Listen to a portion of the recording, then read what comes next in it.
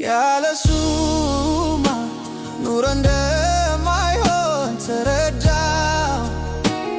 አሁን ይብቃኝ ምንም ላላተርፍ ተጎዳው።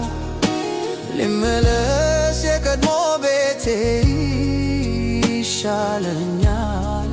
ሆ ከኢየሱስ ጋር ኑሮ ይመቸኛል።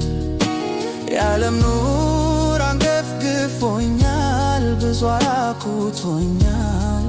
ሆ ቸሩ አባቴ እርሱ ይሻለኛል።